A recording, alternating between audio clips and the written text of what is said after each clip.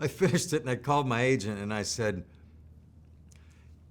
this is what I want you to find. I thought it was just the coolest read.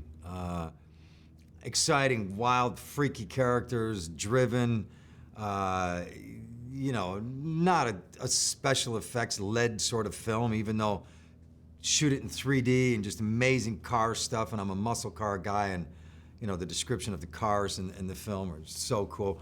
But because everybody, all the characters really have an emotional reason for being there, and when you put that on top of the whole thing, it's a different ballgame right off the bat. There's a guy that used to live in this world who is no longer part of this world. He didn't go up, he went to hell.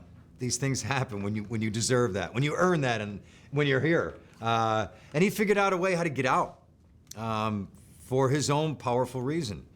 Nicolas Cage plays Milton, and he got out. You can't do that. There's an accountability of once you're there, you got to stay. And I play the accountant, and when the rare circumstance happens that somebody gets out, somebody has to come in and take them back.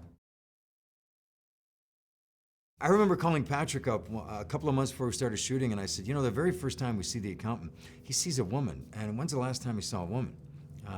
Interesting to think about. When's the last time he heard music? When's the last time he did this or that? And my point is that there's really no reference point to how to play the guy. Figure it out, fill in the blanks, use your imagination. And I had a great time talking to Patrick and Todd about that. And a great time as an actor, having that sort of freedom. Nick would bring what Nick brings, which is something that's, so original and inventive, and I would sit back and I'd look at him and I'd say, I knew he was gonna do something that cool, because that's Nick, and this is Milton, and it's a great character. That world it's hard to describe, but it's tough and it's grungy, and it's not where you want your kids to grow up and hang out.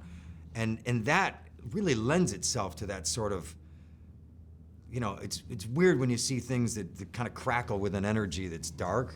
But you put that in a 3D aspect, and I think it's really exciting.